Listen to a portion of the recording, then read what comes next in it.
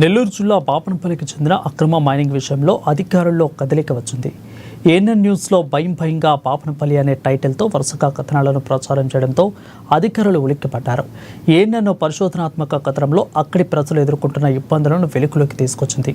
దీంతో వెంటనే స్పందించిన అధికార యంత్రాంగం మైనింగ్ అధికారులు క్షేత్రస్థాయిలో తనిఖీలు నిర్వహించారు. వారి రాక గ్రామస్తుల కంటే ముందు అక్రమ మైనింగ్ ధరలకు తెలిసిపోయి పలాయసం చిత్తగించారు. ఇక మైనింగ్ ఉపయోగించే యంత్రాలు పత్రాలు లేకుండా పోయాయి.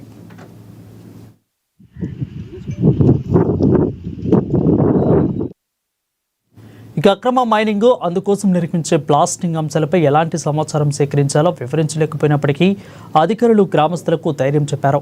ఇక బ్లాస్టింగ్ల బెడత ఉన్నదని స్పష్టం చేశారు. అక్రమ మైనింగ్పై ఉక్కుపాతం మోపుతామని గ్రామస్తులకు తెలిపారు.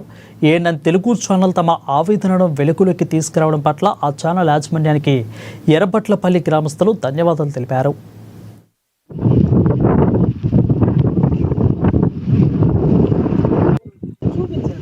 మాకు కూడా పోతున్నానులే. మాకు 5 ఎకరాల్లో పర్మిషన్ ఉంది. మా 5 ఎకరాలు